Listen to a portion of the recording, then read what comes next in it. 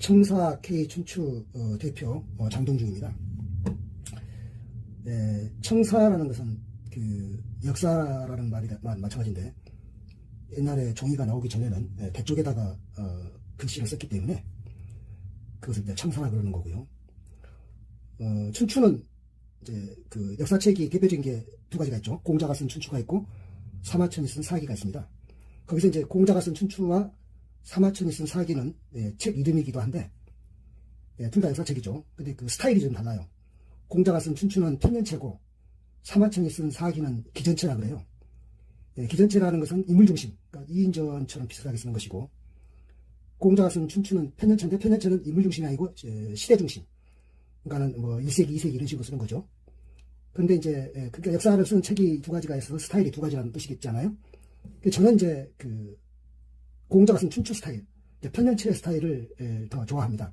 왜 그런가 하면 인물중심, 사마천의 사기 스타일, 기전체 스타일은 그 너무나 그 영웅 숭배적인 그런 그 흐름이 될 수가 있어서, 그것보다는 시대 중심으로 쓴 편년체를 저는 선호하고, 그래서 저희 채널 이름을 K춘추 이렇게 써요. 그러니까 K는 이제 한국이란 말이고요. 춘추라는데 한국의 춘추다 그러면 편년체 한국사 이렇게 이해하시면 되겠습니다. 그래서 이제 우리가 뭐 중국사든 한국사든 대부분 5천년사라 그래요. 우리만 5천년이 아니고 중국도 5천년사라고 합니다. 일본도 그렇고 다 마찬가지인데, 그 5천년사라는 거는 역사가 언제부터 쓰였겠느냐, 당연히 청동기 시대부터 쓰였겠다 이렇게 보는 거죠. 왜냐하면 석기 시대 때는 문자가 없었거나 그러니까 말이죠. 그럼 청동기 시대부터 쓰였기 때문에 대부분 5천년 이렇게 보는 거예요. 성경도 마찬가지죠. 성경은 6천년사라 이렇게 말하는데, 어떻게나 이제 우리 대한민국의 역사는 이제 5천년이다 이렇게 봅니다. 그리고 이제 저는 이제 직업을 뭐라고 하느냐, 그러면 역사를 가지고 소설을 쓰는 사람들 뭐라 할까요? 작가라고 하겠죠. 역사 소설가, 작가. 근데 저는 그 소설을 쓰는 것이 아니거든요. 철저하게 팩트를 중요시한단 말이에요. 그러니까는 작가는 어떤 자기의 그 창작, 상상력을 가미한다 그러면, 저는 그것보다는 철저하게 기록 중심으로, 그 기록에 가깝게 근접하게, 그러면서 그것이 기록이 빠진 부분은 어쩔 수 없이 스토리텔링이 가압이 될지는 모르겠으나, 그래서 저는 이제 저를 제가 말할 때 작가라고 말하는 것이 아니고 사가, 그냥 역사서자에다가 집가자 써서 사가라고 부릅니다. 그러니까는 작가하고는 좀 다르다. 역사 소설을 쓰는 작가와 달리 역사 자체를 쓰는 사가다 이렇게 말하고 있습니다. 그래서 제가 그 대한공화국 디지털 실록을 쓰는 사가다 이렇게 말하는데요. 그래서 이제 우리나라 5천년 역사에서 이걸 이제 전근대사라고 그러고요. 여기를 이제 근현대사라고 그래요. 전근대사는 개천절이 되어 있는 단군 BC 2333년 철종까지를 전근대사라고 합니다.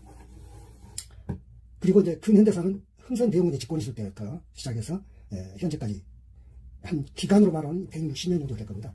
이것을 근현대사라고 그래요. 전근대사가 5천년에 비하면 근현대사 160년은 작죠.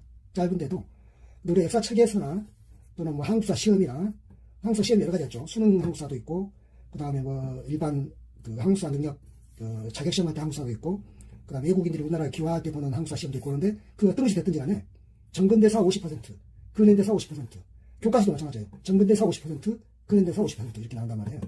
그러니까 5천년대 160년 이렇게 말하면 시간 길이는 뭐 차이가 어마어마하지만, 그것이 그렇게 쓰는 게 아니고 전근대사와 근현대사를 5대5로 이렇게 쓴다는 걸 이해하시면 되겠습니다.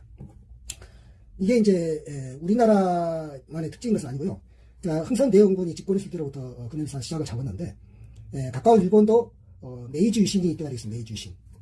그러니까는 일본도 메이지 유신 이전에는 그 전 일본이고, 메이지 유신 때부터는 새로운 일본이다. 그래서 우리가 일제라고 할 때, 일본 제국주의라고 할 때는 이때부터 따지는 거죠. 그 제국주의는 그거는 이제 일본만 그런 것도 아니고요. 서양사도 그런 것 같아요. 대영제국이라고 할 텐데, 물론 대영제국은 좀 더 앞서기도 합니다만, 어쨌거나 영국과 미국이 그 세계 제국주의 막 개척할 때, 그 다음에 이제 독일도 그 비스마르크 알죠? 제상입니다만은 비스마르크가 출현한 시점이 대충 이 정도 돼요. 그러니까 약간 좀 늦는데, 어쨌거나 그러니까 이게 이 기준이, 이 갈라지는 기준이 우리 한국사만 그런 게 아니라 외국의 경우도 대부분 좀 비슷비슷하다 이렇게 이해하시면 될 것 같아요. 그러니까는 영국이 이 대영제국이라 말하는, 흔히 막 세계적으로 식민지 개척, 물론 영국이 식민지 개척은 인도에서 개척할 때는 훨씬 앞서긴 한데, 그래도 우리가 그 빅토리아 여왕부터 시작하는 대영제국 이런 것들을 말할 때 그 영국은 보통 이 시기로부터 시작하니까, 미국도 마찬가지죠. 미국이 그 폐기 제도를 일본에 보내가지고 무료를 열게 한데, 그런 것도 다 이때부터 시작하고, 그 다음에 아까 말했던 메이지 유신도 이때부터 시작하고, 이런 식으로 해서, 근현대사는 꼭 한국만 이야기는 아니다. 일본은 그런다 그래요. 근현대사인데 메이지 유신부터 시작해가지고서, 우리로 말하면 이제 한일 일제강점기 전까지만 쓴다 그래요. 대체로. 그 뒤로는 안 쓴다 그럽니다. 왜 안 쓰냐면은, 아직은 현재다 이렇게 말하기 때문에.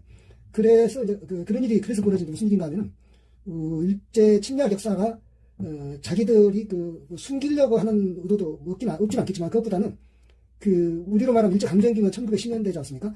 그러니까 대체로 1910년대, 20년대 정도까지만 쓰고는 말아본다고 그래요. 뒤로는 안 쓴다고 그래요. 우리는 이제 그것이 아니죠. 우리는 대한민국으로 와서 최근에 개헌까지도 다 쓰는데, 그런 차이를 하나 이해하시고요. 어떻든 이렇게 이해하시면 되겠습니다. 그래서 이제 이 고조선이라고 우리가 그러죠. 고조선이란 말은 국호가 조선이에요. 조선인데 이제 옛날 조선이다. 그래서 고조선이라고 해요. 가장 최근에 조선 이시조선이고, 이거를 이제 조선이라 하려다 보니까 이것을 이제 고조선이라고 그러고. 지금 조선은 우리는 이제 한국이죠. 한국인데 조선이라는 말을 누가 쓰고 있냐면 북한이 조선이라고 쓰고 있는데요. 우리만 북한이라고 그러지, 북한을 일본도 조선이라고 부르고, 중국도 조선이라고 부르고, 대만도 조선이라고 부르고, 다 그래요, 북한을. 우리만 북한이라고 그래요. 근데 우리가 부를 때는 별 지장 없는데, 그리고 우리가 북한이라 그러면 영어 쓰는 나라나 다른 데서 알아먹긴 해요. 그래서 북한이라고 자기들이 이제 그렇게 이해를 하는데, 그러니까 현재 김정은 정권이 자기들을 조선이라 그러니까, 이시조선하고 헷갈려요. 그리고 이제 또 한 가지 이시조선이라 그러면은, 심지어 최근에는 그런 일도 있었어요. 이조라 그러면은 일제가 사용한 말이고 깎아내린 말이다. 그거는 맞는 얘기가 아닙니다. 왜냐하면은 이시조선이란 말은 이성계의 혁명을 뭐냐면 역성혁명이라고. 역성혁명이라 뭐냐면은 성을 바꾸는 혁명이다. 그러니까 이성계가 쿠데타를 일으킬 때만 하더라도 정몽주든 얘네들이 왕씨 고려라는 국호를 버리는 것은 큰일 난 줄 알았어요. 그러니까 이제 정몽주는 당연히 소극적이었죠. 그리고 이제 정도전에 적극적이어가지고 이제 이성계하고 쿠데타를 해서 그 이름을 쿠데타 역성혁명이라고 했단 말이에요. 성을 바꾸는 혁명. 그래서 이제부터는 왕씨의 나라가 아니라 이씨의 나라다 그 말이거든요. 그러니까 이조란 말은 조선을 깎아내리는 말도 아니고, 또 한 가지는 이 기묘사화 때 조광조가 수청됐는데, 조광조를 모략했던 세력들이 훈구파들이 나뭇잎에다가 이렇게 꿀을 발라가지고 주초이왕, 주초를 이제 이렇게 파자하면 조자인데 조씨가 왕이 된다 그렇게 꿀을 발라서 했는데 벌레가 그걸 딱 잡아먹어가지고 조씨가 왕이 된다 해가지고 이제 조광조를 모략을 했다고 해요. 그때 이제 유명한 말 있잖아요. 이 나라가 이씨의 나라지 어찌 조씨의 나라이겠느냐. 그러니까는 조선왕조 자체가 자기들의 나라를 이시조선이라고 불렀고 이시의 나라라고 불렀단 말이에요. 그러니까 이조가 무슨 일본이 일제가 깎아내리게 불렀다 그런 헛소리는 하지 마시 바랍니다. 참고로 한 이야기고요. 그 이제 고조선은 중요한 것이 건국기념인데 홍익인간이라는 건국기념이 있어요. 이 홍익인간이 굉장히 중요한 얘기예요. 너희 인간을 이롭게 한다 그 말 아닙니까? 근데 사람을 앞세우는 거는요. 요즘으로도 굉장히 지금 우리 대한민국 헌법 1조가 대한민국 민주공화국이다. 모든 주권은 국민에게 있고 모든 권력은 국민으로부터 나온다. 대한민국 주권은 국민에게 있고 모든 권력은 국민으로부터 나온다. 그러니까 뭔 말이냐면 국가가 먼저 있고 국민이 있잖아요. 근데 개천절이 뭡니까? 이 단군조선의 건국기념이 홍익인간, 인간을 먼저 앞세웠다는 거. 나라보다도. 이게 굉장히 중요하죠. 이거는 거의 근대헌법에서 나오는 모양들이에요. 독일헌법이라든가 이런 데서 보통 프랑스헌법이나 이런 데서 나올 정도로 이게 지금 BC 2333년에 이르니까 얼마나 가치 있는 일입니까? 그리고 이제 단군기원이라는 게 단기에서 이제 1년 그러죠. 그리고 이제 청동기 문명이라고 아까 말했죠. 청동기 문명이 역사의 시작이라고 보는 것은 우리나라만의 일이 아니고 전 세계적으로 마찬가지다. 청동기 문명의 특징은 문자의 출현, 문자가 출현의 역사를 쓸 거 아닙니까? 그리고 이제 문자가 출현했단 말은 국가나 법률이나 제도도 나올 것이니까. 그 단군조선은 이제 수천 년 이후 내려오다가 BC 194년쯤 되면 이만희 이제 단군조선의 준왕을 몰아내고 본인이 이제 왕이 돼서 그걸 우리가 이반조선이라고 불러요. 다 포함해서 다 고조선들인데 왕만 바뀐 거니까.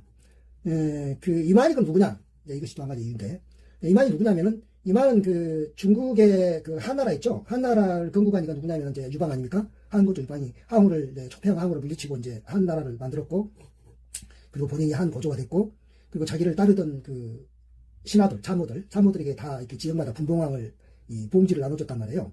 그래가지고 이 단군조선 옆에 있는 나라가 뭐냐면 연나라인데 그래서 연나라 땅에다가 이제 연왕을 보냈어요. 연왕이 누구냐면 이제 유방의 이 참모 중에 노관이라는 사람이 노관을 연왕으로 보냈어요. 분봉왕이죠. 노관의 부하가 이만이에요. 이만인데. 그래 이제 한고조가 죽고 나니까 유방이 죽고 나니까 한고조 항우가 여치인데 성이 여시고 이름이 치인데 그 태우죠. 그러니까 이제 그 태우가 그 유방의 그 신하들을 전부 이제 수청을 합니다.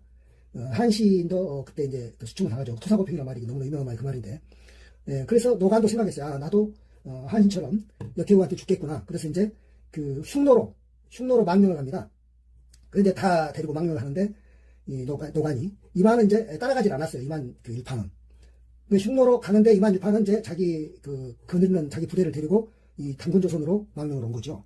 그리고 단군조선에서 이제 그쪽 변방을 지키는 이제 그 장수를 시켜줬어요. 왜냐하면은 이만만 온 게 아니라 대거 이제 이동해 왔기 때문에. 근데 그 사마천이 쓴 사기에 보면은 그때 이만 일파들의 모양을 써놓은 말이 있어요. 뭐냐면은 상투를 틀었고 그 오랑캐 옷을 입었더라. 사마천이 말하는 오랑캐 옷이라는 것은 뭐냐면은 하얀 옷이라는 이야기예요. 그러니까 우리 개그민족이라는 게 무슨 우리가 하얀 옷을 좋아했거든. 그러니까 우리는 이제 흰옷이 우리 옷인데 한복인데 그 중국 사람들 볼 때는 우리도 오랑캐니까 오랑캐 호복이라고 오랑캐 옷장 써가지고 그 호복 하면 하얀 옷이에요. 그러니까 이만이 상투를 두고 이만 그 무리들이 하얀 옷을 입었다는 이야기는 오랑캐 옷을 입었다는 이야기는 이게 이제 그 단군조선 그때는 국경이 딱 갈라지고 또는 뭐 민족이 뭐 딱 갈라지고 그런 것이 아니니까. 그러니까 어떤 사람은 그래요. 이만을 뭐 중국에 망명 온 사람이니까 뭐 외국인이다, 귀화인이다 이렇게 말하는데.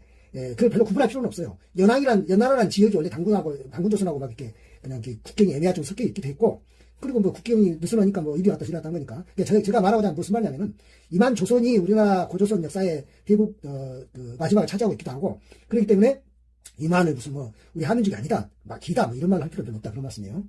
그리고 이제, 이만 조선은 이 중개무역을 열심히 합니다. 이만만 언제나 그 이전에 이제 고조선에 살았던 뭐냐면은, 농업과 목축업을 같이 하기도 하지만은, 중개무역을 많이 했어요. 그러니까 북방 흉노족이나 그 다음에 한족은 농경민족이고 흉노족은 이제 저기 아닙니까 그 목축업.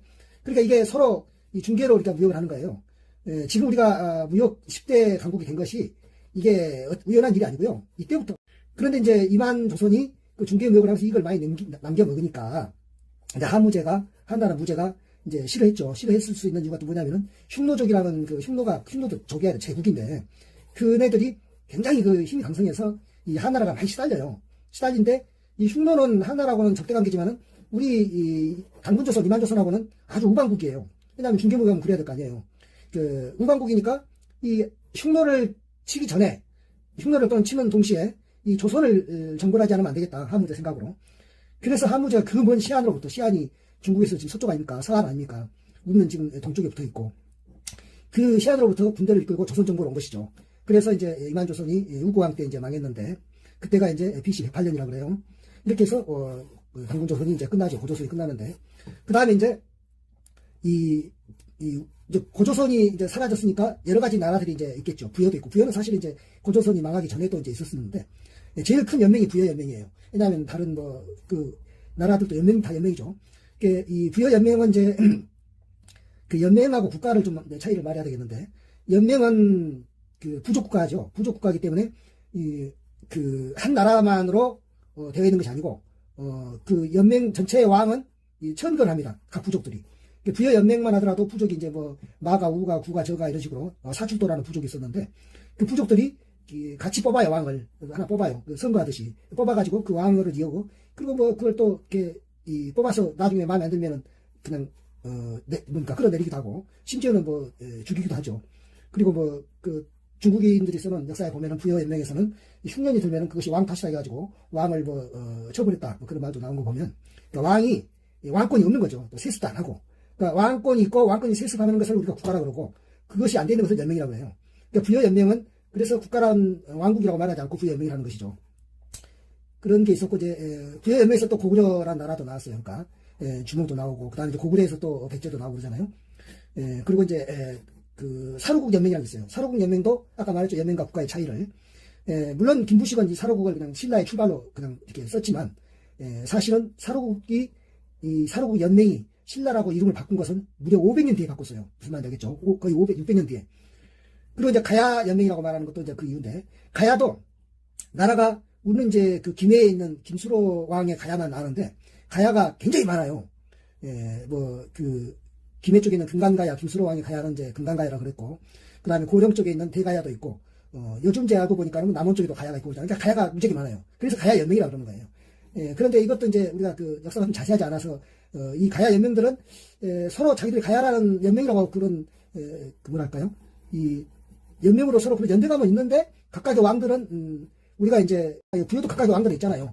그 세습한 왕들은. 그러면서도 그 위에 연맹이라는 것을 이렇게 상위 단체를 상위 그런 기관을 둔 걸 보면은 이 국가라고 말하기 어렵다.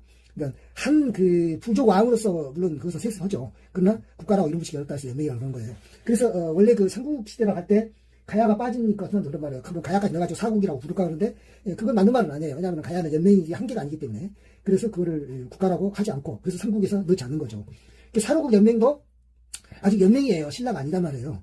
그리고 이게 한계가 아니에요. 사로국 안에 여러 가지 부족들이 있단 말이에요. 그러니까 이제 그거 국가라고 안 하죠.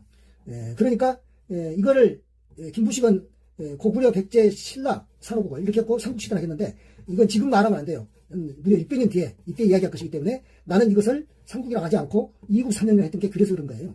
고구려는 이제 확실하게 연맹이라는 걸 떨어뜨려버리고 그리고 완전히 이제 세습하고 이렇게 해가지고 이제 그 국가가 형성이 됐고 백제도 마찬가지로 그랬단 말이에요. 그리고 이때 백제를 제가 한성 백제라고 따로 구분했는데 우리가 백제 그러면 이제 백제 한 700년을 어떻게 알고 있냐면은 공주 부여에 있는 백제로 알고 있어요.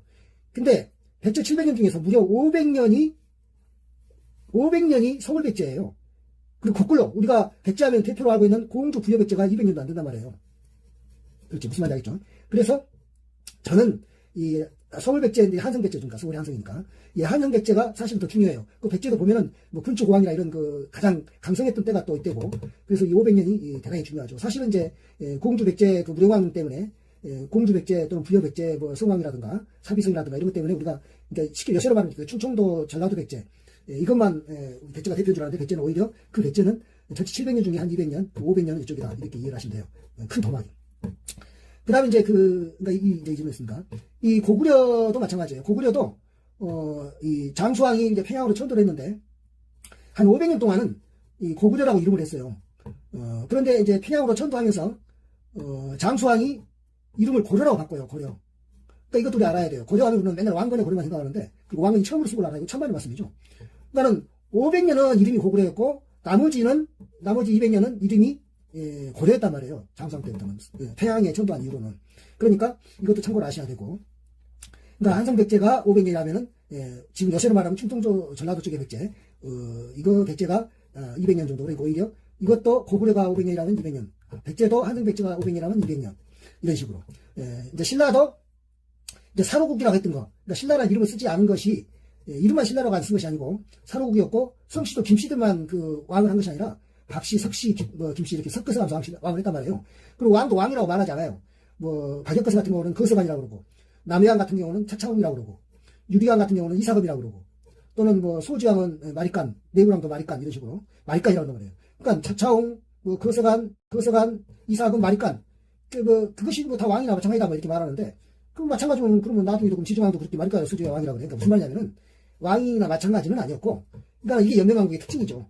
이름도 틀리고 사로국 신라가 아니었고 왕으로도 쓰지 않았고 또는 김씨만 하는 것이 아니었고 세습하는 것도 아니었고 박씨, 석씨, 김씨가 서로 돌아가면서 했고 그리고 500년 동안 그리고 이제 진짜 500년 AD 500년에 지중왕이 왕으로 처음 써요. 지중왕. 그 다음에 나라 이름도 신라라 그래요. 그리고 이때부터 왕으로 사용하면서 이걸 명시하면 우리가 이제 신라가 그러니까 앞에 조각이 있고 뒤에 조각이 있는 거죠. 이 신라는 이제 언제까지 가냐면은 이제 무해랑까지 가고 그러니까 이게 뭡니까 우리가 흔히 말하는 통일하기 전이죠. 무해랑 때 이제 통일하고 무해랑이 이제 죽었으니까 이렇게 이제 한 200년 갔죠. 200년 채 안 되는데 이렇게 하고 그다음에 이제 백제도 백제는 그러니까 이게 이제 이때가 이제 명시한 이제 삼국시대예요. 왜냐면 고려 이름은 이전에 고구려인데 고려라는 나라 하나. 그 다음에 한성 쪽에 쓰는 서울 백제인데 충청도 쪽으로 내려온 백제 이거 하나. 그 다음에 사로국이라고 이름했는데 이제 신라라고 이름을 쓰기 시작하면 신라 이렇게 1, 2, 3 해서 삼국시대. 이렇게 삼국시대가 이제 이어진 거죠. 이 삼국시대가 그래가지고 이제 무해랑까지 오고 여기는 또 백제도 이제 멸망할 때까지. 그 다음에 이제 고구려도 멸망할 때까지 이렇게 해서 이 삼국시대 했고 이렇게 이제 멸망했고 여기는 이제 멸망한 건 아니죠. 이어진 거죠. 그래가지고 이제 삼국시대가 됐는데 그 다음에 이제 이거를 우리가 종래에 통일신라시대라고 이렇게 말을 했었는데 통일신라시대라고 하면은 이제 신라가 삼국 통일을 했다라고 그러는데 삼국 통일을 이게 한 게 아니었잖아요. 왜냐하면 그 백제는 병합을 했는데 백제는 이제 이 신라가 병합을 했는데 고려는 이게 그 당나라가 그 당시 먹었단 말이에요. 쉽게 말하면 그 평양까지. 그래서 이 신라 뭡니까 문무왕이 어디까지 있냐면 그 평양 밑에 대동강 이남까지만 했어요. 그 이제 그거를 신라 통일이라고 말하고 싶어하는 사람들은 그렇긴 했지만은 고구려 유민들이 많이 이렇게 내려왔다. 물론 내려왔겠죠. 그 당나라가 싫어서. 그러니까 평양까지는 못 가고 대동강 이남까지는 했지만은 그것도 통일이다. 그러니까 통일신라다. 이렇게 말하고 싶어 해요. 김부식이 그렇게 또 하고 싶어 했고 또 그렇게 썼죠. 그런데 사실은 이제 조선시대 와서 그 유득공이 발해고라는 책을 썼는데 그 발해고에다 뭐라 그러냐면 이 시대를 남북국 시대라고 해요. 남국 신라와 북국 발해다. 이렇게 말한단 말이에요. 근데 저는 그러면 남북국 시대가 아닌 남북조 시대라 하느냐. 그럼 남북국하고 남북조는 어떻게 다르냐. 남북국 하면은 A국가 B국가라는 말이 되는 것이고 남북조 그러면 A왕조 B왕조라는 말이 되는 거예요. 그러니까 남북국 그러면 다른 나라예요. 이건 서로. 요새 뭐 김정은이가 우리 이제 한민족 아니야. 달라. 너 남한 아니야. 너희 남조선 아니야. 너희 대한민국이야. 우리는 조선이야. 우리 이제 북한 아니야. 뭐 그런 말식으로 다른 나라가 되는 거예요. 남북국 하면은. 근데 남북조 하면 어떻게 되죠? 통일돼야 할 나라가 되는 거죠. 왜냐하면 왕조니까. A왕조 B왕조니까. 그래서 저는 남북조라고 이렇게 이제 지었던 것이고요. 그 다음에 이제 발해라고도 해요. 그리고 실제로 이제 그 대조영이 처음에 건국했을 때는 발해도 아니고 진이 있어요. 선 따가지고 대조영도 진이라고 진. 한 글자만 써가지고. 그래서 그 대당 제국 그럴 뜻이고 대진 제국 이렇게 하는 거죠. 진. 물론 이제 글자는 한자는 이제 그 진시황이 진짜하고 다르죠. 그러니까는 무슨 말을 제가 하려고 그러냐면은 발해라는 이름 하나만 쓴 것이 아니고 발해도라고 쓰고 아까 대조영은 진이라고 했다고 그랬잖아요. 근데 대부분 발해 왕들은 발해 왕이 한 12명 정도 되는데 이 예국에다 국서를 보낼 때는 뭐라고 자기를 소개하냐면 나는 고려국왕이다 그래요. 고려국왕이다. 그러니까 뭐냐면은 그 고려가 멸망할 때가 668인데 이 발해 건국이 698이잖아요. 30년이잖아요. 이 30년 사이에 공백이 있긴 한데 이 대조영을 포함한 발해는 어떤 정체성을 갖고 자기가 갖고 있으냐면은 고려의 연장이라는 정체성을 갖고 있어요. 맞아요. 땅도 그 땅이잖아요. 평양을 포함한 그 땅이라는 얘기예요. 그러니까 고구려 영토 이 고구려 영토 자체를 그대로 수봉한 거죠. 다만 30년 공백이 잠깐 있긴 했지만. 그리고 이제 고구려도 나중에는 그 이름이 고려라 했잖아요. 그 고려를 그대로 쓴 거예요. 고려. 또 평양도 그대로 다 포함했고. 그래서 이 신라와 고려 이렇게 남북조다 이렇게 일하시면 되겠습니다. 이 후삼국 시대인데 제가 이 전국시대로 이름을 바꿨거든요. 그 이유는 이 중국에도 일본에도 전국시대가 있는데 우리는 없어요. 그래서 이 전국시대는 뭐냐면 영웅들의 이 땅 따먹기 시대라고 해야 될까요? 영웅이 할거하는 시대. 이게 전쟁할 때 전차인데 그 후삼국 시대란 말은 또 잘 어울리질 않아요. 왜 어울리지 않냐면 신라, 견훤백제, 궁예고려에서 후삼국이란 거 아니에요. 근데 이게 그러면 또 발해도 있었거든요. 그건 후삼국도 아니에요. 후사국이라고 해야 맞을 것 같은데. 근데 뭐 후삼국은 더 안 맞지만 후사국도 그렇게 뭐 썩 맞는 이야기는 아닌 것이. 그래서 제가 이제 전국시라고 한 거 아니에요? 이때 신라는 이제 그 박씨들의 신라예요. 여기는 참고로 이제 신라에 대한 이야기가 신라 천년이라고 그러는데, 그래갖고 뭐 한개의 신라로 막 이렇게 김부식이 말하는데, 아까 말했지만은 신라는 이 사로국의 신라, 무려 500, 거의 600년 가차이. 이거는 이제 연명신라예요. 신라가 아니에요. 그러니까 사로국 연명이에요. 왕도 아니라 그랬죠. 이름도. 또 김씨만 것도 아니었다고 그랬죠. 그 다음에 이제 우리가 이제 아는 신라, 이름도 신라였고, 이제 지중왕 때부터 왕으로 사용했다고 하지 않았어요? 그리고 이제 우리가 통일신라라고 부른 것도 이제 한동안 있고, 그때 이제 김씨들이 이제 이렇게 이 두 개는 김씨들이 이제 세습했죠. 근데 우리가 후삼국 시대 신라는 물론 이 신라가 그 신라인 줄 많이 알고 있는데 이건 박씨들의 신라예요. 그러니까 김씨들은 옛날에 사로국 때 있었고는 없어요. 쭉 무려 몇백 년 동안 있다가 이 후삼국 때 신라 그때는 이제 박씨들의 신라란 말이에요. 원래 이제 후삼국 길이가 이게 한 40년이 채 안 됩니다. 40년이 안 되기 때문에 이 후삼국이라고 그렇게 부르는데 이제 전국시대로 저는 바꿨는데 전국시대로 바꾼 게 나은 게 이제 이유를 제가 설명하는 거예요. 그리고 이 경혜왕이 이 박씨 왕 중에 이제 마지막 왕인데 이 견훤이 이렇게 포석정에 쳐들어왔을 때 경혜왕이 포석정에서 이제 견훤이 이제 그 칼을 줘요. 자살하죠. 그리고 이제 이 박씨 왕 끝난 거예요. 이게 55대 왕인데. 그리고 이제 그 견훤이 누구를 이제 꼭두박씨 왕으로 세우냐면 경순왕을 세워요. 경순왕이 56대 왕이에요. 이 사람은 김씨예요. 김부 이름이. 그러니까 경순왕 신라는 이거는 국가가 아니죠. 이거는 이제 견훤의 이제 식민지죠. 식민지 쉽게 말하면 꼭두박씨니까. 그리고 이제 견훤백제도 이게 이제 우리가 후백제라는 그 백제인데 땅은 이제 옛날 백제 땅은 맞아요. 뭡니까 뭐 서울 백제든 충청도 백제든 전라도 백제든 땅은 그 땅이 맞는데 이 견훤은 지금으로 말하면 경부 상주 사람이에요. 그러니까 신라 사람이죠. 그러니까 이제 제가 그 후삼국이라는 이름이 안 맞다 하는 그 말을 좀 하려고 하는 거예요. 그건 똑같아요. 궁예도 그 고려라고 했거든요. 우리가 후고구려라고 부르는데 그건데 우선은 이 후고구려란 말은 이제 안 맞다는 얘기 처음부터 말했어요. 고려란 말은 이 고구려란 말은 이미 장수왕 이제는 사라지다 없어져 버렸어요. 500년 쓰다가 없앴다는 얘기예요. 그 장수왕도 고려라고 그랬고 그 발해도 고려라고 그랬고 궁예도 고려라고 그랬단 말이에요. 근데 이 궁예가 그러면 고려 사람이냐? 아니에요. 궁예도 이렇게 신라 왕족이에요. 왕족이 이제 그 왕족이니까 경주 사람이죠. 신라 사람이죠. 그러니까 후삼국이라는 말이 너무 안 어울리는 거예요. 그래서 제가 전국시대를 한 거예요. 그리고 이제 또 궁예가 이 처음부터 자기가 이 고려를 한 실력자이냐 그게 아니고 궁예 앞에는 양길이 있어요. 양길이라는 호족이 있었고 양길 앞에는 기원이라는 호족이 있었어요. 그 기원이라는 호족을 양길이가 무너뜨리고 양길이라는 호족을 궁예가 무너뜨리고 이렇게 해가지고서 궁예가 이제 지가 이제 고려를 세운 거죠. 물론 궁예는 또 나중에 또 왕건이 궁예를 무너뜨리잖아요. 그리고 왕건도 고려라고. 그러니까 왕건이 고려라는 거는 자기가 처음 쓴 게 아니고 궁예도 고려, 궁예 앞에는 이제 그 발해도 고려, 그리고 또 뭐 이 뭡니까 발해 대저영 그 앞에는 이제 뭡니까 그 보장왕 망했던 그 고려, 장수왕이 처음으로 쓰기 시작했던 고려. 그 고려가 이제 그 망한 그 이름이 그대로 고려. 장수왕 때부터 고려, 또 고려, 그리고 이제 발해도 고려, 궁예도 고려, 왕건도 고려 이렇게 한 거예요. 그러니까는 이 고려라는 이름을 그대로 써주면 뭐가 좋으냐면은 지금 그 중국이 동북공정이라는 게 뭐냐면은 평양 정권은 그 중국의 지방 정권이 있다 그 말하는 거 아니에요. 걔네들이 평양 정권이라고 뭐라 하냐면 고구려와 발해가 이제 들어간다는 이야기죠. 그냥 고구려와 발해가 이제 그 저기 뭡니까 평양을 차지하고 있었으니까. 그래서 중국이 지금가 말할 동북군에서 말할 때는 고구려하고 발해는 중국의 지방 정권이다. 그러니까 한국사가 아니다 그 말 아니에요. 근데 그러니까 우리가 이 고구려라는 세 글자와 발해라는 두 글자를 그렇게 고집하는 것이 어떻게 보면 참 그 중국의 동북공정을 꼭 맞춰주고 있는 것 같은. 우리가 그런다고 그렇게 하죠. 그런 건 아니지만 꼭 그렇게 맞춰주는 그런데 이용될 수도 있는. 왜냐하면 고려라고 이름을 써주면 고려가 코리아 아닙니까? 코리아가 고려거든요. 그런데 중국이 동북공정을 우리가 막 고려라고 하면은 자기들이 좀 말이 머쓱하잖아요. 중국의 지방정권이라고 말하기가. 우리 이름이 똑같은 고려인데 무슨 말이냐. 그래서 저는 이제 그 고려를 강조하는 거죠. 그래서 왕건의 고려 시대는 다 고려를 다 강조하는 거예요. 그때 누가 그럴 거예요. 구분하기 너무 힘들다. 뭐가 힘들어요? 코시 고려, 발해 고려, 궁예 고려, 왕시 고려, 왕건의 고려, 왕시 고려 하면 되는 거예요. 하나도 이상할 거 없어요. 그렇게 해서 이제 이 후삼시대, 전국시대는 한 40년밖에 안 되면 다 이제 이게 다 망하잖아요. 망해서 이제 결국은 뭡니까?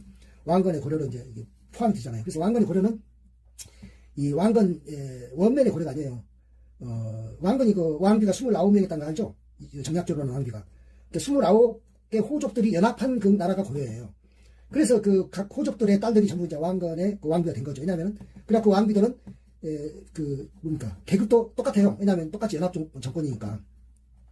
그래서 그 무려 이 10대까지 이때는 이제 호족 연합 정권이에요. 고려가. 그리고 이제 11대 문종 때부터 17대 인종 때까지를 이제 문벌 귀족 시대라고 그래요. 그때는 이제 귀족들이 이제 정치를 하는 거죠. 물론 이제 호족들이 후손들이 이제 귀족으로 많이 됐겠죠. 뭐 물론 어떤 호족은 망했고 뭐 어떤 호족은 더 신경사 됐고 그랬겠는데 그래가 이제 문벌 귀족 시대가 열려요. 이게 과거제도 때문에도 이렇게 됐는데 이 과거제도는 그 4대 광종이 처음 도입했는데 과거제도를 도입한 것도 다 이유가 있어요. 왜냐하면 호족 연합들이 자기들이 서로 벼슬자를 차지했을 거 아니에요. 이렇게 뭐 서로 뭡니까 이 몇 명씩 이렇게 차출해가지고 그러니까 말이 많잖아요. 그리고 또 그렇게 하면 왕이 실권이 없잖아요. 왜냐하면 호족 연합 그 정권에서 넣어준 그런 벼슬들이 저희끼리 서로 이렇게 편먹어가지고 왕을 뭐 갖고 놀 거 아닙니까? 근데 광종이 이제 그 벼슬은 중국처럼 과거로 뽑아야 되겠다. 그래서 과거제를 도입한 거예요. 그 과거로 뽑으면 어떻게 됩니까? 그 호족 연합들의 저기가 아니잖아요. 그 후손들이 아니잖아요. 그래서 문벌 귀족 시대가 그래서 열린 거예요. 문종 때부터. 그러니까 이 과거제가요. 중국이나 우리 한국이나 베트남에만 있어요. 일본은 또 과거제가 없습니다. 그 특징이 달라요. 그리고 이제 문벌 귀족 시대 다음에는 이제 무신 정권 시대 갔죠. 문벌 귀족 시대가 이제 한참 꽃을 피우니까 무신들은 이제 관세를 받죠. 이 고려하고 조선 차이가 뭐냐면은 이 조선은 무신들을 이 과거로 뽑습니다. 물가로. 근데 고려에 아까 과거 접시하겠다 했잖아요. 고려 과거 중에는 물가는 게 없어요. 아예 조선처럼. 그러니까 무신들은 이제 이 조선처럼 이순신 장군을 뽑는 조선처럼 과거 시험을 봐가지고 이렇게 무신을 뽑는 게 아니고 그냥 이제 과거를 뽑는 게 아니니까 이제 사병을 이제 좋게 말하면 사병이나 여서를 말하면 이제 뭐 조폭이죠. 그런 것들이 많이 이제 그 무신했을 것 같아요. 왜냐하면 귀족들이라든가 옛날 호족도 마찬가지지만 그 사병들이 대부분 이제 많이 이제 그 조폭들 다 그 계급이 있으니까 그래가지고 그냥 무신이 됐겠죠. 그러니까 이제 많이 관심을 받죠. 왜냐하면 문신들은 전부 다 과거를 봤었으니까 그 애들은 이제 뭐 머리도 좋고 무신들은 무식할 거 아니에요. 그리고 관심했을 거 아닙니까. 그래서 뭐 정종부라든가 이런 애들이 관심을 받다 보니까 이제 무신단을 이렇게 해가지고 무신 정변을 이렇게 해가지고 무신 정권이 세워졌는데 1170년에 정중부 이의방 이고 이렇게 무신 정부를 만들었거든요. 근데 일본에서 1185년, 그 15년 뒤에 그 가마쿠라 막부가 처음으로 생겨요. 그 일본의 그 막부가 이제 그 그것도 일본도 이제 무신 정권인데, 그러니까 가는데 더 갈 수도 있는데, 100년에 그쳤냐면은, 몽골이 쳐들어와가지고 이제 이 고려가 몽골의 부마국이 되어버렸잖아요. 그러니까 이게 몽골에 의해서 이 무신 정권이 무너진 거예요.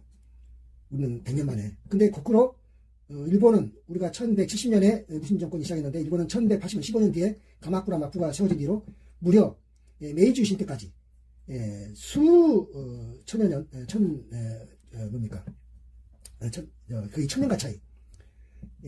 아무튼 수백 년 동안 이 무신 정권이 이어지는 거죠. 막부 정권, 사무라이 정권. 그러니까 이걸 이제 아셔야 돼요. 우리는 과거제가 있어가지고 이 칼제비들의 나라가 아니었는데, 일본은 이 고려의 무신 정권을 벤치마킹 하더니 막부 정권 해가지고 거의 이때까지 우리로 말하면 시기도 마찬가지예요. 메이지 유신 때 있었으니까 이때까지 이 몇백 년 동안 이 사무라이 정권 실력자들이 좀 하는 칼제비들의 나라가 된 거예요. 그래서 일본은 과거제가 없고 사무라이들이 그 실력자들이니까 어떡합니까? 일본은 상명하고, 그다음에 뭐 우리는 뭐 이 문신들이 과거로 계속됐고, 조선도 마찬가지지만 선비의 나라잖아요. 근데 우리는 뭘 이렇게 말로 하고 글로 하고 하는데 일본은 칼로 하는 거죠. 거기에 민족성의 차이가 있는 거예요. 그것도 이해하시고. 그래가지고 이제 무신 정권 시간 100년 가고, 그다음에 이제 몽골이 이제 침입해가지고서 그때부터는 이제 어떻게 하냐면은 이게 의정 원정화 한데, 이거는 이제 충노랑 뭐 충정왕 이런 식으로 충자가 앞에 붙잖아요. 또는 공자가 붙는다든가. 충자는 당연히 충성한다는 거예요. 어디에 충성한다? 원나라에 충성한다. 원나라가 몽골이었죠. 공민왕은 이 공정할 공자죠. 뭡니까? 우대한다는 공자. 어디에 우대한다? 원나라를 우대한다. 그러니까 이렇게 종자는 이제 독립국가지만, 이 충자나 공자는 식민지, 말하자면 부마국. 부마가 이제 사이가 부마 아닙니까? 그러니까 왕들은 그 원나라의 공주를 그 왕으로 맞이해야 돼요. 무슨 후국 말고. 그리고 이제 사이가 되는 거죠. 근데 이것도 우리는 이제 독립 그 국가로 말하면 좀 뭡니까? 이 속국이 느낌이지만, 그 원나라에서는 굉장히 그 우대한 거라고 해요. 원나라는 저기 한답니다. 그 왕자 공주가 저기 하잖아요. 차별을 안 한다네요. 그러니까 어떤 식이냐면, 왕자나 이 사이나 공주가 사이죠. 사이나 이 저기가 똑같아요. 뭐 우리로 말하는 의결권, 무슨 그 황실 회의할 때나 이럴 때는 그 지위가 똑같다고 합니다. 그러니까는 대접해 준 거예요. 이 몽골이 특이한 게, 뭐 징기스칸의 몽골이 세계적으로 이 대제국을 이뤘던 이유가 뭐냐면, 우리가 몽골 하면 막 그냥 막 그 무자비한 무슨 침략 이런 거 생각하잖아요. 물론 그래요. 걔네들 침략 어떻게 하냐면, 그 몽골 제국이 그렇게 세계를 제패할 수 있는, 지금까지 인류 역사에서 그렇게 큰 제국이 없잖아요. 뭡니까, 카롤스라든가 알렉산드로스라든가 뭐 해봐야 뭐 그렇게 몽골 제국만 크지 않아요. 대영 제국도 뭐 해가 지지 않는 나라 해봤잖아. 근데 몽골은 그렇게 세계를 지배할 수 있는 뭐냐면은, 반항하면은 물론 무자비하게 다 아주 청소하죠. 근데 항복하면 다 살려줘요. 근데 고려도 처음에는 반항했다가 이제 당하고 항복해서 이제 살려준 케이스가 뭐냐면, 아까 말했잖아요. 충렬왕이나 그 몽골 뭡니까 황태자들이나 그 왕자들이나 똑같아요. 지위가 대접해 준 거죠. 그런 것인데, 어쨌든 뭐 그렇게 하시고, 이게 이 고문세력 시대라고 그러니까 뭐냐면, 이제 이 일제 때 친일파도 있던 것처럼 이때도 이제 친원파가 있었겠죠. 친원파를 뭐라 하냐면 부원배라고요. 부원배. 원나라에 부역하는 떼거리다 부원배. 이 부원배들이 뭐냐면 고문세력이에요. 그러니까 얘네들은 이제 땅을 얼마나 많이 갔냐면은, 우리 고려 땅이라는 게 뭐 코딱지 많은데, 요새 무슨 뭐 몇천 평 갖고 몇만 평 갖는 것이 문제가 아니라, 땅 경계가 어떻게 되냐면 어느 강에서 어느 강까지, 이를테면은 한강에서 임진강까지 이런 식으로. 그러니까 땅을 그렇게 가져오면 어떻게 되겠어요? 그 검은 세력들만 가지고 나머지 농사꾼들은, 그래서 그때 유명한 말 있잖아요. 송곳 하나 찌를 땅이 없다. 송곳 하나 찌를 땅. 한 편 두 평이 문제가 아니라 송곳 하나 방 땅이 없다. 그러니 고려가 안 나가고 있어요. 그래서 공민왕이 이제 마지막 저기거든요. 부마거든요. 공민왕의 부인이 노국대장 공주인데, 노국대장 공주가 이제 뭡니까, 원나라의 이제 공주 아니에요. 그래서 공민왕이 이제 왕비인데, 이때 이제 마지막 왕비죠. 본대 이름도 그래서 공민왕, 공자. 근데 이제 이때가 이제 원나라가 이제 서서히 무너지고 있는 때였어요. 그래가지고 이제 명나라, 주원장이 명나라가 들어서면서 원나라가 많이 가는데, 그래가지고 이제 공민왕보다도 오히려 노국대장 공주가 더 이제 우리 고려를 사랑했어요. 고마운 왕비였죠. 그래가지고 이제 뭐 친정 나라이긴 하지만 원나라가 많이 가고 있고 하니까, 자기는 비록 원나라 공주이긴 하지만 자기는 또 고려의 왕비다. 그래가지고 이 독립정신을 이제 남편도 공민왕도 마찬가지로 두 부부가 갖고 이제 막 이제 개혁을 한 거예요.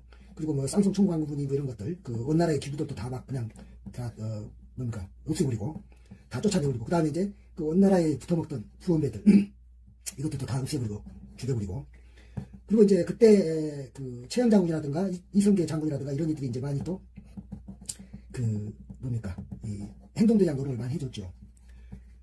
그래서 이제 공민왕 때 근데 이제 뭡니까 노국대 장군이 좀 죽어버려요. 참 그게 어떻게 보면 안타까운데 하나도 그 얘기도 못 낳고 죽어버리 말하면 이제 공민왕이 말하자면 이제 이 우울증이 빠져가지고 그 다음부터는 이제 완전히 개판이 되는 거죠. 그래서 이제 고려가 결국 멸망했는데 근데 그 최영이나 이제 이순신이나 미안합니다 이성계나 또는 정몽주나 정도전이나 이런 사람들이 막 이제 나온 거를 신진 사대부 시대라고요.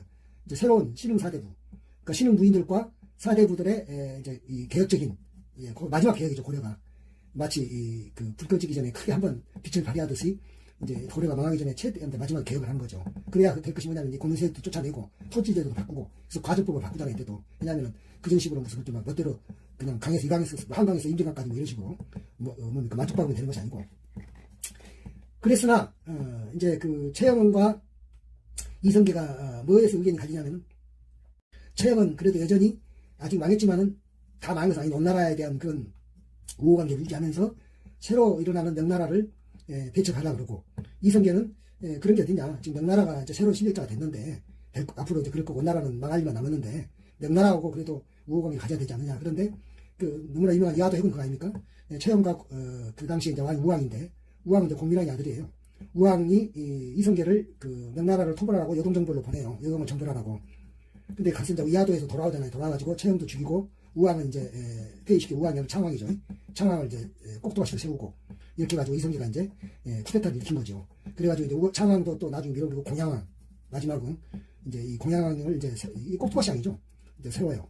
그러니까 이성계가 어떻게 보면 좀 염치가 있는 사람이니까 바로 자기가 뭐 그 임금을 하겠다는 것은 아니고 이 임금을 갈아치우는 거죠. 갈아치웠지만은 자기가 세운 임금이니까 이건 뭐 말만 임금이지 뭐 힘이 있겠어요. 그러니까 이성계가 이제 뭐 사실상 이제 주인으로 탄 거죠. 그래서 나머지는 여러분이 잘 알다시피 뭐 정몽주하고 정도전하고 서로 이제 이성계하고 이렇게 서로 많이 이야기를 나눴는데 정몽주는 그래도 고려라는 이름을 유지하면서 개혁을 하자는 것이고 정도전은 나에게 썩었다 없애버리자 그 새로 만들어 세우자 그래갖고 정몽주를 결국 이제 이방원이 죽여버리잖아요. 그 이성계 아들이. 그래서 이제 역성혁명 이씨가 왕이 되는 나라 성을 바꾸는 혁명을 일으켰죠. 정도전 이방원 이성계 이렇게. 그 이성계는 이제 뭐 자기가 이제 순진한 쪽에서 자기는 뭐 그 욕심 없다는 식으로 해서 욕심 없게 했겠어요. 욕심도 있었겠죠. 그래서 이 조선이 세워졌는데 그래서 다시 한번 이야기하지만 이조라 해도 절대로 일본이 끝까지는 말이 아닙니다. 역성혁명이라고 역성혁명. 성을 바꾼 왕실에서 이씨로 성을 바꾼 혁명이라고 했단 말이에요. 누가? 이성계가 정도전이 이방원이. 난 이조란 말은 맞는 말이에요. 그래서 제가 생각할 때도 이조하고 고조선의 고자를 띄워버리고 이렇게 하는 게 좋을 것 같아요. 그래서 이게 이제 이 조선 역성혁명 건국했는데 그래서 조선은 이제 특징이 있죠. 이제 선비의 나라예요. 사대부의 나라. 물론 정도전이 또 이방원한테 숙청을 당합니다. 그래도 이방원이 정도전을 숙청하긴 했지만 건국 이념 선비의 나라를 만들겠다고 하는 그래서 뭐 불교를 배척하고 유교를 국교로 삼고 그러잖아요. 그래서 이제 선비들을 많이 이제 이렇게 존중하는 사대부의 나라를 만든 거예요. 그래서 사대부의 나라가 잘 끌어와요. 언제까지? 연산군의 아버지 성종까지 굉장히 문화의 나라가 돼요. 아주 잘 진짜 막 이 뭡니까 토지도 막 정비하고 이렇게 해서 참 괜찮은 나라로 이제 이렇게 시작을 했죠. 심지어는 여기 안에 제일 중요한 누군가 세종의 한글 같은 거 세종 임금의 세종대왕이 이 안에 들어있잖아요. 그러니까 얼마나 지금도 세종대왕이 우리가 그 참 오시범 대왕 아닙니까? 정정에 맞이했는데 이때가 이 안에 들어있는 거예요. 그런데 이제 이때는 사화시대인데 연산군 때 연산군이 이제 조선 27왕 중에서 가장 망나니 왕 아니에요? 연산군 때 그 무호사와 갑자사화가 있었고 그 다음에 그 연산군이 이 중종 반정 그 동생 배다른 동생에게 쫓겨나잖아요. 그래서 들었을 때 중종 때 김효사화가 있었고 그 다음에 이제 중종의 아들이 이제 둘이에요. 인종이 있고 명종이 있고 물론 배다른데 인종은 잠깐 하고 없어졌고 죽었고 명종이 있어 이제 이때 을사사화가 생겨요. 그 사화가 4개죠. 그 연산군 때 무호사화는 그 뭡니까 훈구파와 사리파의 그 대결. 그 다음에 갑자사화는 연산군 자기 어머니가 희생된 데 대한 보고. 그 다음에 이제 그 중종은 이제 반정을 일으켰는데 그 반정을 일으켰을 때 중종이 이제 새로 그 뽑았은 이 관리 중에 조광조가 있죠. 그 조광조가 개혁을 막 했어요. 했는데 그 개혁이 또 훈구파들의 그 뭡니까 반발을 샀죠. 그래가지고 조광조 희생된 것이 김효사화. 그리고 이제 그 중종의 아들이 인종 12대 인종 그 다음에 13대 명종인데 인종도 애가집이 연씨고 명종도 애가집이 연씨예요. 그 인종애가집은 대윤, 그때자 써서 인종이 형이니까. 명종애가집은 소윤 그래요. 그 인종애가집은 유님이고 예삼촌이. 명종의 삼촌은 윤원흥이에요. 그래서 이 유님이라는 일파를 대윤파, 윤원흥의 일파를 소윤파 해가지고 이 윤씨끼리 싸운 것을 을사사화라고 해요. 물론 결과는 이 명종의 애가집이 이겼죠. 왜냐면 당연하죠. 임금이 명종이니까. 그리고 이제 그 다음에 임병 양란시대, 임진왜란, 그 다음에 병자호란 양란시대인데 이때는 이제 선조 때 임진왜란이 일어났고 임진왜란은 5년 뒤에 정유재난에서 7년 전쟁이었고 병자호란은 전에 1627년에 정묘호란이 있었고 정묘호란 9년 뒤에 병자호란이 있었다. 그래서 인조 때 병자호란 2개 겪었죠. 그래서 효종이 이제 병자호란 때 그 볼모로 잡혀가서 소현세자랑 둘이 잡혀갔잖아요. 잡혀가지고 나중에 이제 그 귀국했는데 소현세자는 그 청나라하고 너무 지랄하게 해서 인조가 자기 아들인데 시기해가지고 죽게 만들고 복림대군이 차남이죠. 효종이 이제 승계했죠. 그래가지고 이제 효종은 막 그 북벌 정책을 이제 하겠다고 어림도 없지만 청나라에 가서 이제 뭡니까 돌아가서 보복하겠다 하는데 뭐 그러거나 그거 어떻게 보면 저기 한 것 같아요. 뭐 본인도 가능하다고 생각한 건 아니고 이렇게 통치상 이렇게 뭡니까 이 분열을 막고 통합하려는 그런 이제 하나의 통치 기술을 이용한 것이죠. 그다음 이제 예성 왕국시대라고 했는데 그러니까 효종이 죽으니까 이제 현종이 이제 즉위했을 거 아닙니까? 이제 어린 현종이 즉위했는데 이 효종의 장례식을 두고서 왜냐면 효종의 그 계모가 있어 계모 인조의 그 계비인데 그러니까 효종이 죽었는데 그 인조의 계비는 나이가 어려요. 얼마나 어리냐면 효종의 말하자면 딸뻘이에요. 딸뻘 계모가 그러니까 딸뻘인 거예요. 나이가. 그러니까 이제 그래도 뭐 딸뻘이든 뭐든 나이가 어리든 뭐든 어떻든 상복을 입어야 될 거 아니에요. 계모가 있는 상복. 그 효종의 장례인데 이 계모가 있는 상복을 3년을 입어야 되느냐 1년을 입어야 되느냐 이게 논쟁이에요. 이게 예송 장례의 송사 예송 논쟁. 그러니까 이제 서인들 이 당파실 때 당파 중 서인이라고 했잖아요. 서인들 1년만 입었죠. 1년 입고 남이들은 이제 밀려났고 그 현종이 이제 즉위했는데 그래가지고 현종이 이제 한 몇 년 지나서 이번에는 이제 효종 말고 이제 효종 비가 죽어요. 현종의 어머니죠. 효종의 아버지였고 그러니까 효종이 죽을 때는 서인들 주장대로 계모가 효종의 계모가 상복을 1년만 입었는데 효종 비 이제 이 며느리지 않을까 이게 계모 입장에서는 그러니까 이 며느리가 그때는 물론 당연히 살았죠. 이 계모가 걔 시어머니 이제 시어머니죠. 사는 거야. 왜냐면 아까 얘기했잖아요. 나이가 어렸다고 자식벌로. 그래도 이제 며느리가 그 죽었는데 이 시어머니가 계모 시어머니가 이제 상복을 또 입어야 돼요. 그러니까 이때도 이제 또 다시 논쟁이 붙었죠. 서인들은 아무리 왕비였어도 작은 며느리니까 9개월만 입어야 된다. 남인들은 그 또 무슨 말이냐. 아무리 작은 며느리라도 왕비였잖냐. 무슨 말이냐. 당연히 1년 입어야 된다. 또 싸운 거예요. 남인하고 서인하고. 현종이 가만 보니까 옛날에 아버지 장례 때는 현종이 어리니까 그냥 뭐 쪽을 못 썼는데 이제 컸잖아요. 몇 년 지났으니까.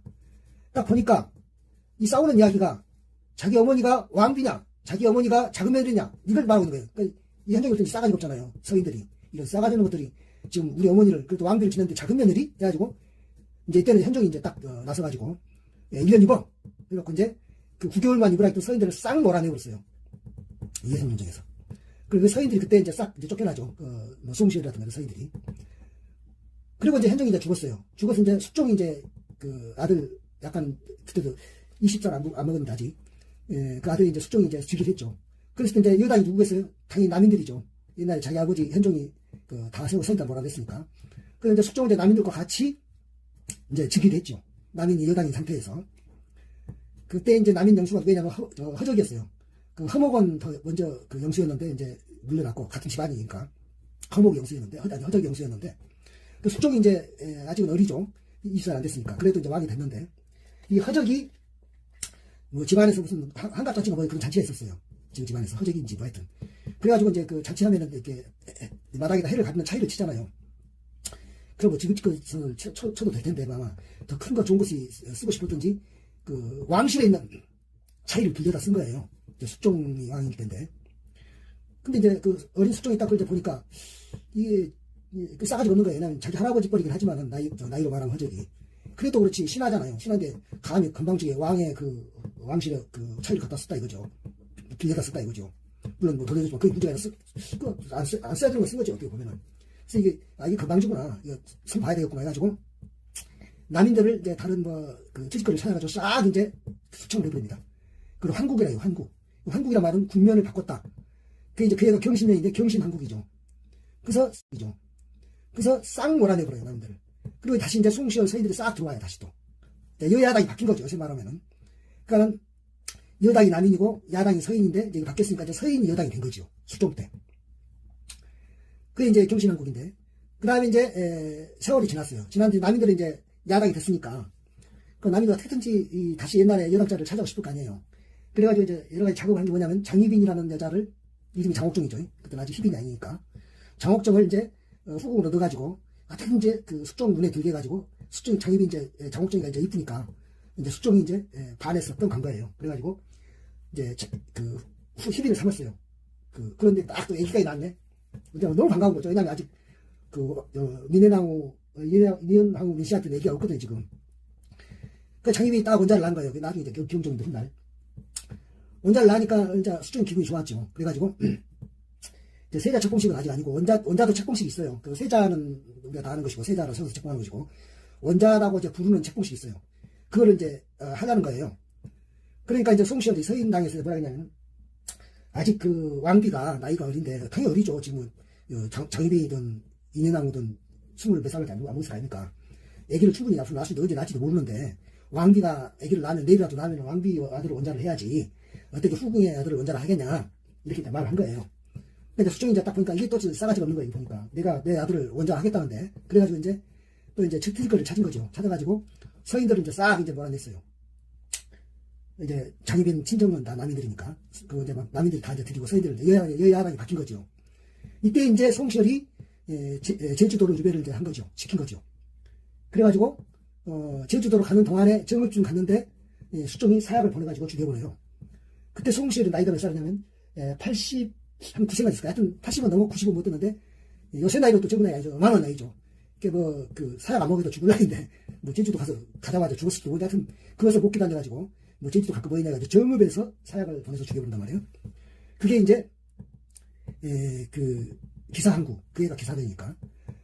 그리고 다시 세월이 지나가지고, 이제 장희빈이, 이제 희빈이 아니라 이제 비가 됐어, 비. 그때 이제 누가 쫓겼냐면, 인현왕후 민씨가 쫓겨났어요. 이제, 완전히 왕실에서. 그리고 이제 장희빈이 희빈이잖아요. 빈인데 비가 돼, 왕비가 된 거예요. 그리고 이제 세월이 이제 또 지났는데, 이 장희빈이 아주 특이심이 강하고, 그 다음에 인현왕후를 갖다가 이제 막 저주하는 그런 것도 하고, 근데 그걸 또 누가 읽느냐면, 숙빈 철씨가 읽어버려요. 고자질이에요, 이제, 숙종한테. 이제 숙종이 알게 된 거죠. 그래갖고, 또 장희빈이 하도 이제 집수심이 많고 하니까 이제 미운털이 박힌 거죠. 그래가지고 이제, 이번에는 이제 그리고 또 이제 숙빈 차씨가 임신을 했잖아요. 그게 누구냐면 훗날 영조거든요. 이제 차씨가 사랑받는 걸 아니까, 이제 장희빈이 가만둘 리가 있으니까. 이제 그런저런 해가지고 이게 이제 드러났고, 이 장희빈이 굉장히 특심이 알고서, 이제 숙종이 미운털이 바뀌어가지고 장희빈을 이제, 그러면서 남인들 같이 싹 몰아내요. 그리고 장희빈에게 사약을 내렸는데, 막 안 먹겠다고 양탈 부린 거. 요새 어디 구치소에서, 서울구치소에서 막 옷 벗고 막 팬티만 입었다더니 누가. 장희빈도 막 사약 안 먹겠다고 퍼버리고 있다는 거 아니에요? 모르겠어요. 그래, 드라마에서 보듯이. 그게 뭐냐면은, 그게 이제 그 애가 갑술년인데, 갑술한국이라고 해요. 그래서, 그때 남인들이 싹 쫓겨나고 다시 서인들이 다 들어오죠. 그 다음에 이제 장희빈도 이제 죽고, 인현왕후 민씨가 들어오고, 그리고 다시 왕비가 되고, 인현왕후 민씨가 이제 친정이 서인들이거든요. 다. 싹 이제 여당이 된 거죠. 그래가지고 나중에 이제 서인들은 노론과 소론으로 또 갈리죠. 이 경종 때까지만 해도 서인이 그러니까 서인 안에서 노론파, 소론파 또 갈리는 거예요. 경종까지만 해도 소론파가 여당인데 또 이제 경종 이후로 서인들이 그러니까 노론파가 이제 소론파한테 소론파를 눌러가지고 노론파가 여당이 돼가지고 그때는 이제 이 노론이 조선이 망할 때까지 가는 겁니다. 그리고 이제 여기서 이제 영조가 이제 경종 죽고 영조가 왕이 되면서부터는 이 사색탁파가 너무 심하잖아요. 그래서 탕평책을 쓰고 영조, 정조까지 중간에 사도 쓰자는, 그러니까 영조가 할아버지고 정조가 손자고 중간에 사도 쓰자는 영조가 죽였잖아요. 그렇다면 이 영조, 정조 사이가 이 기간이 꽤 길어요. 근데 이게 그야말로 조선이 최고로 르네상스 시대. 아마 이 전체를 해서 가장 잘 살 때였을 거예요, 이게. 그래서 1800년까지 서기로 이때까지 르네상스 시대를 갖게 됩니다. 그래서 이거는 제가 따로 설명 안 해도 너무나 할 말이 많은데 정조대왕이라고 해도 돼요. 세종대왕과 정조대왕의 시대가 있는 거예요. 이 정조가 정확하게 1800년에 죽어요. 1800년에. 그래서 그때부터 세조정치 60년이 생기는 거예요. 세조정치가 뭐냐면은 외척정치죠. 뭐 안동김씨, 풍양조씨 이런 외척들이 이제 막 판을 치는 안동김씨라든가 그래가지고 뭐 벼슬을 팔고 뭐 이렇게 하는 거. 60년 세도가 있고 이게 때문에 조선이 완전히 망해버렸죠. 그래가지고 뭐 나중에는 뭐 강화도는 청정을 데려다가 뭐 꼭두가시왕을 세우고 막 이렇게 있잖아요. 삼정분란, 전정, 분정, 황곡이 다 분란하고 그래서 각지에 밀란이 일어나고 막 그 진주밀란, 임실공기도 일어나고 그러잖아요. 이것이 이제 전근대사의 마지막입니다.